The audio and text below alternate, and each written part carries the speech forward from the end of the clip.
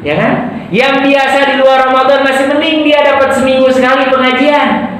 Ramadan karena nggak ada pengajian, keimanannya lemah, malah sama sekali Al-Quran dibaca juga tidak, hadir pengajian juga tidak ada kesempatannya.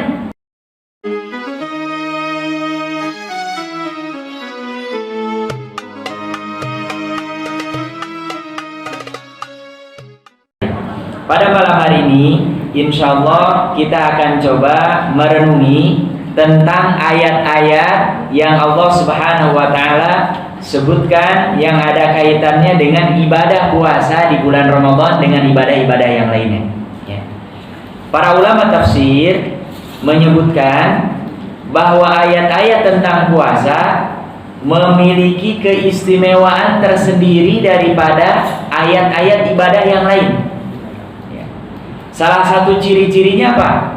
Kalau ibadah-ibadah yang lain itu ayatnya lompat-lompat, pindah-pindah, ya, nggak dihimpun di satu tempat. Sholat, ya, apalagi zakat, apalagi haji, ya, itu nggak ada yang berurutan langsung semua tuntas. Ya, umpamanya sholat di surah Al-Baqarah ada, di Ali Imran ada, di surah An-Nisa ada, hampir di semua surat ada. Ya, tapi Allah Subhanahu wa Ta'ala beda ketika menjelaskan tentang apa? Puasa. Allah Subhanahu wa Ta'ala himpun secara berurutan dan di satu tempat dan satu surat yang sama, yaitu di surah Al-Baqarah 183 sampai 187. Ya. Seakan-akan Allah Subhanahu wa Ta'ala ingin mengatakan kepada kita bahwa kita ini sedang melaksanakan penataran terpanjang sedunia 30 hari. 30 kali 24 jam berapa?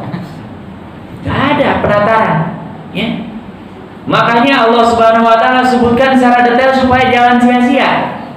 Jangan sampai ada orang ditarbiyah, dibina, dilatih untuk ibadah kepada Allah di bulan Ramadan sepanjang 30 hari atau 29 hari 24 jam itu nihil hasilnya.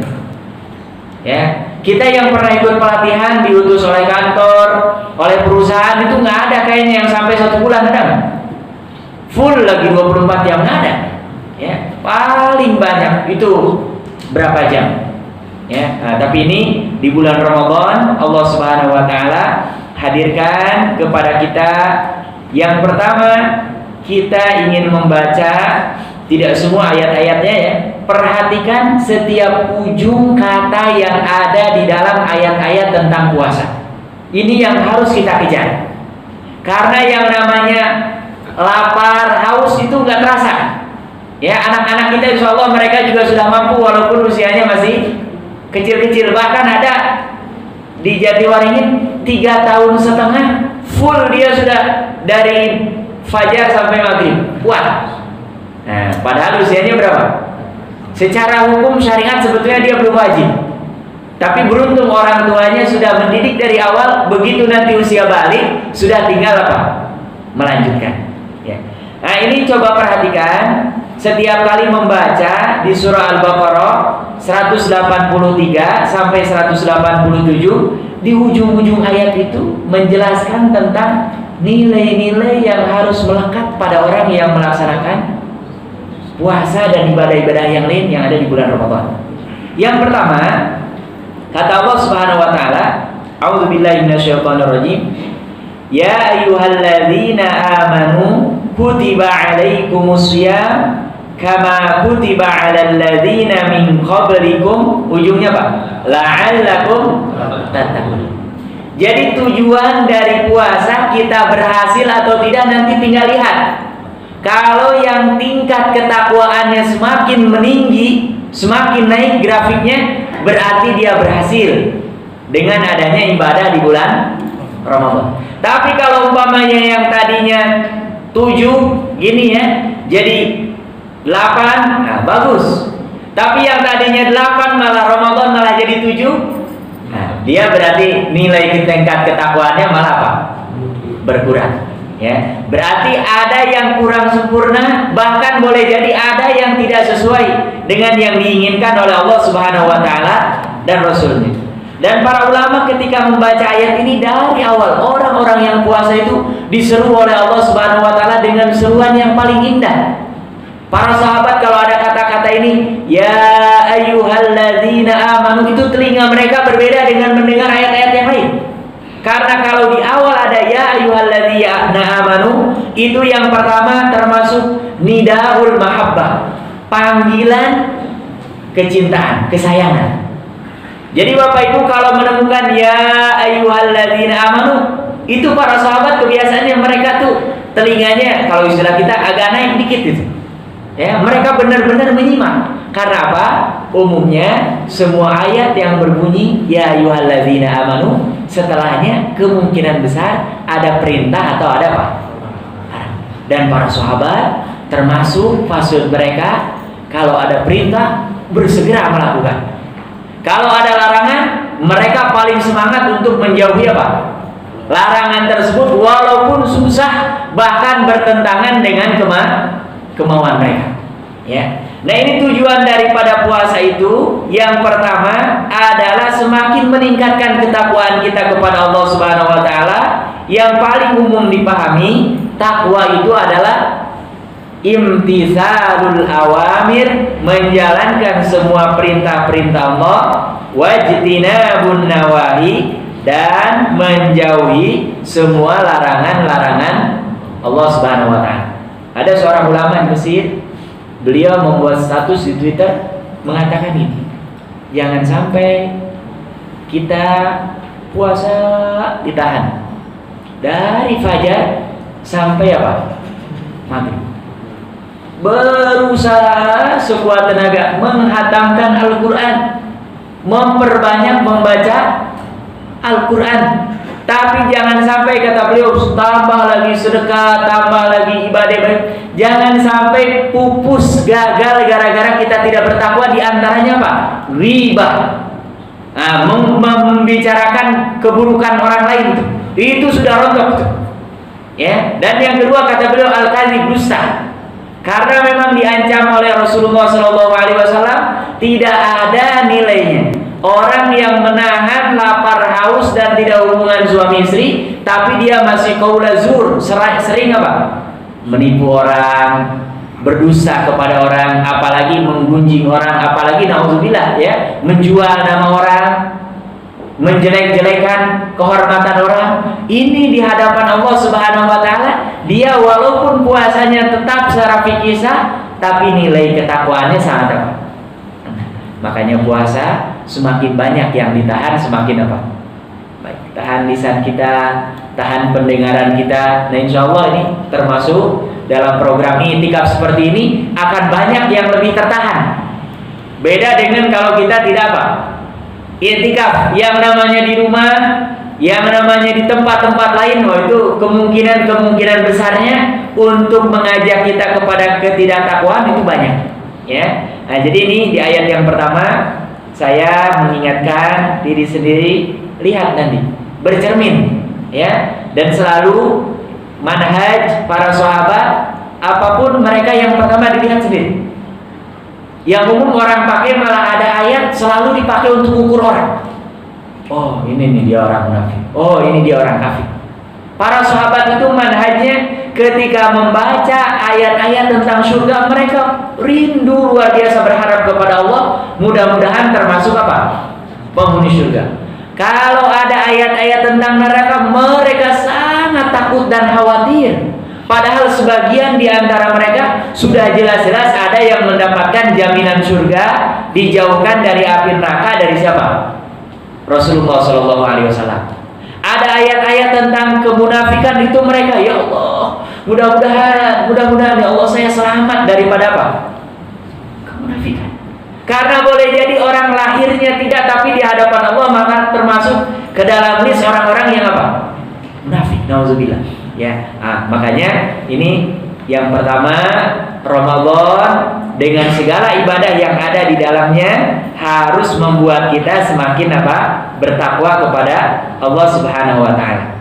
Kemudian di ayat yang 184, ya, di ayat yang 184 kata Allah Subhanahu wa taala, Ramadan ini enggak lama. Ya, Nggak lama, hanya apa? Ayyamam ma'dudat, hari-hari yang terbilang, terhitung, ya. Dan bulan Hijriah itu selalu hitungnya gampang. Kalau nggak 29, 30, udah nggak ada lain, ya. Makanya kalau ada orang perbedaannya puasanya jauh tuh, ada seminggu sebelum kita sudah puasa, atau umpamanya seminggu setelah kita masih puasa mereka sudah lebaran. Nah ini untuk mencarikan dalilnya susah. Karena apa? Kalender Hijriah kalau masih selisih sehari itu masih mungkin.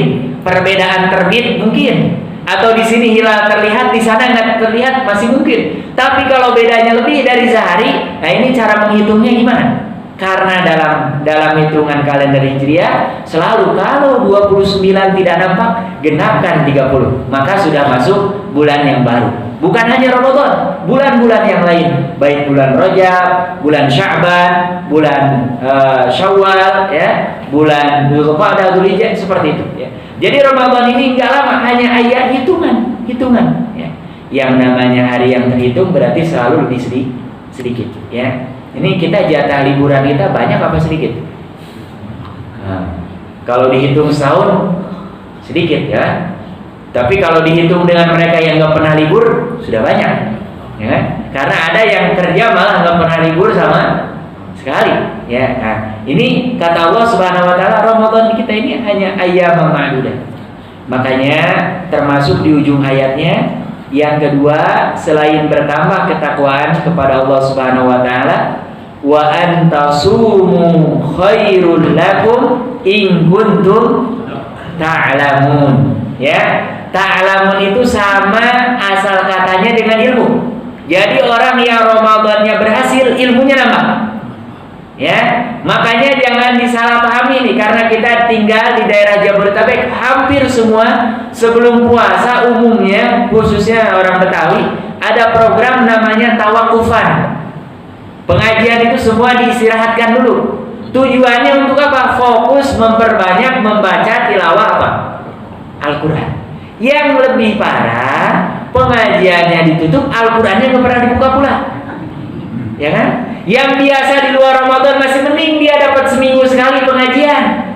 Ramadan karena nggak ada pengajian, keimanannya lemah, malah sama sekali Al-Quran dibaca juga tidak, hadir pengajian juga tidak ada kesempatannya. Nah ini rugi sekali. Justru di bulan Ramadan mestinya saya selalu mengingatkan, dengan membaca Al-Quran saja, itu insya Allah dapat ilmu. Karena para ulama menyebutkan ada di antara ayat-ayat Al-Quran yang bisa dipahami dengan fitrah. Semua orang yang sesuai dengan fitrahnya insya Allah akan paham kandungannya. Walaupun dia tidak paham secara detail asal katanya, sababun nuzulnya, karena itu hanya orang-orang yang belajar di bidangnya. Dan orang-orang yang belajar di bidangnya pun belum tentu apa? Paham. Tapi ada ayat-ayat tertentu, siapapun yang baca dan fitrahnya bersih sebagaimana ditakdirkan oleh penciptanya, insya Allah akan paham. Oh ya Allah, seperti halnya banyak kisah-kisah para sahabat, ya. Hamzah itu yang membuat dia masuk Islam justru karena dia gedek dengan kaumnya. Di antaranya apa? Masa Rasulullah SAW mereka berbuat zalim? Enggak, ya. Mereka menyerang juga enggak. Hanya dituduh Rasulullah itu katanya sahir, penyihir. Kemudian apa? Kadzdzab, pendusta. Kemudian mereka menganggap Rasulullah ini yang akan mengambil, yang punya jabatan, kedudukannya akan diambil oleh Rasulullah. Yang punya kekayaan, kekayaannya akan diambil oleh siapa? Karena saking dari awalnya takut, mereka sampai datang kepada pamannya Rasulullah, Abu Thalib. Tolong ingatkan anak pamanmu ini. Kalau dia mau kedudukan, kami beri. Bahkan ini nih kunci Ka'bah kita kasih, biar dia yang pegang. Kemudian kalau mau harta, tolong bilang berapa angkanya, gitu ditransfer nanti. Bahasa kitanya gitu. Tapi begitu ditawarkan kepada Rasulullah, dijawab tegas oleh Rasulullah apa? Ya ammi, wahai pamanku, kalaulah engkau simpan apa? Matahari sebelah tangan kananku dan rembulan sebelah tangan kiriku, dan engkau perintahkan aku untuk meninggalkan risalah yang sudah diturunkan oleh Allah Subhanahu Wa Taala, tidak akan pernah ditinggalkan untuk apa? Selama-lamanya. Ya, akhirnya Hamzah itu lihat, di tahun-tahun menjelang ke-8, ke-9, bahkan di tahun ke-8 itu tahun-tahun yang sangat menyedihkan.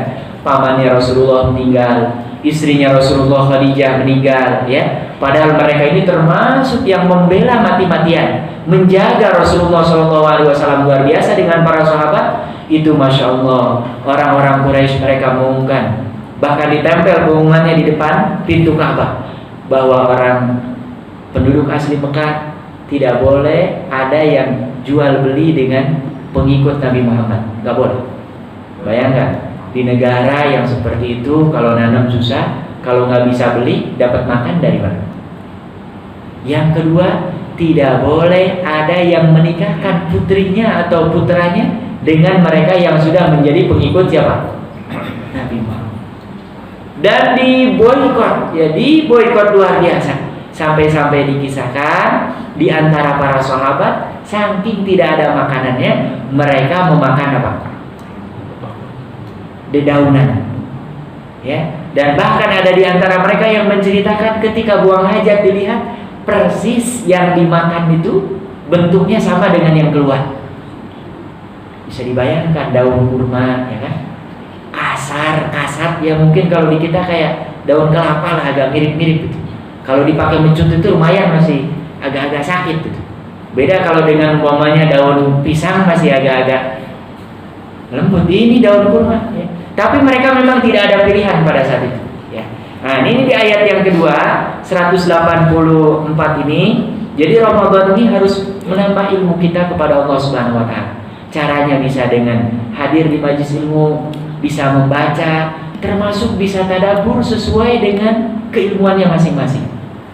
Yang umpamanya ahli di bidang geografi, itu Al-Quran ada. Yang ahli di bidang sosial, itu Al-Quran bicara. Yang ahli di bidang ekonomi, itu ada ayat-ayat. Bahkan ada seorang Nabi Allah yang dia adalah ekonom, ya, yang luar biasa bisa memprediksi tahun-tahun ke depan, ya, yang belum bisa mungkin dilakukan oleh orang sekarang, walaupun kuliahnya sampai apa? Doktor di bidang ekonomi. Ini kalau kita tadabburi bertambah, dan orang yang namanya ilmunya bertambah, insya Allah amalnya akan apa? Bertambah. Dan orang-orang yang ilmunya banyak itu sebetulnya dia punya peluang untuk beramal jariah. Ya, ada peluang untuk beramal jariah, apalagi sekarang. Ya, jangan dikira yang banyak peluang untuk dapat didoakan orang itu hanya ustaz-ustaz saja. Ya, orang yang ngerti tentang komputer itu menurut saya, peluangnya besar. Peluangnya besar. Dia bikin aplikasi, saya yakin bisa. Orang yang nggak bisa baca Quran, nggak punya waktu, dia bikin aplikasi. Gimana caranya nih? Karena yang lain bisa. Sekarang belajar bahasa nggak perlu pakai guru, ya. Jadi sudah ada alatnya. Kita kan sekarang mau translate, ya. Sudah ada programnya namanya apa? Transtool. Jadi dari bahasa apapun sudah tinggal klik keluar muncul. Saya yakin ini, dan belum ada. Orang kalau ingin belajar Al-Quran, kalau orang yang paham IT, saya yakin bisa ngulik itu. Jadi dia cukup buka kapanpun, dimanapun, secara perlahan bisa. Atau ada orang yang ingin belajar tentang dasar-dasar Islam, dibuat kurikulumnya, dicari materi-materi, dikumpulkan, dihimpun, siapapun yang klik, itu bisa. Peluangnya. Yang ahli di bidang-bidang lain juga sama, punya kemampuan yang luar biasa, termasuk yang pasti kita semua punya keterampilan yang bisa jahit, ajarin orang menjahit, ya. Yang bisa apa lagi itu, mesin-mesin otomotif, ya. Orang-orang yang nganggur aja itu juga termasuk bisa jadi apa? Amal jariah. Yang penting tergantung kepada apa? Niat, ya. Nah, makanya ini di bulan Ramadan selain harus menambah ketakwaannya, adalah harus bertambah apa?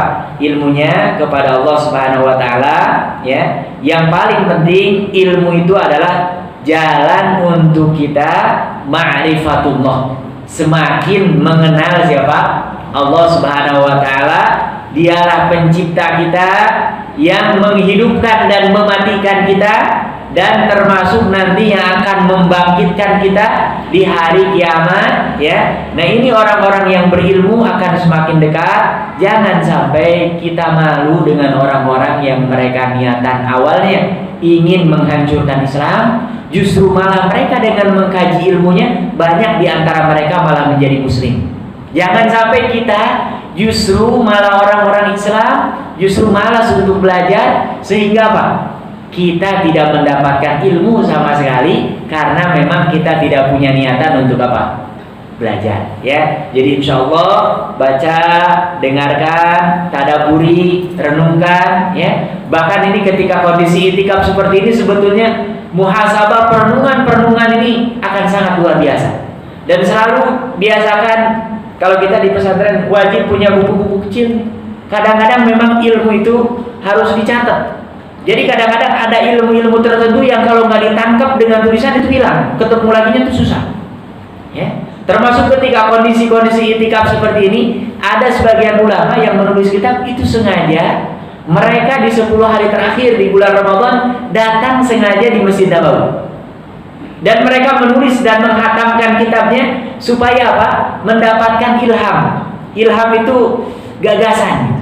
Ya, berdoa, ya Allah, mudah-mudahan dengan keberkahan Masjidil Haram, dengan keberkahan Masjid Nabawi. Dan itu rata-rata kitabnya Pak, umurnya ratusan bahkan ribuan tahun dibaca dan bermanfaat untuk umat, ya. Nah ini kita sama di masjid ada renungan-renungan yang bermanfaat, catat, ya. Syukur-syukur kalau memang bisa diaplikasikan, ini akan bernilai pahala besar sekali di hadapan Allah Subhanahu wa taala.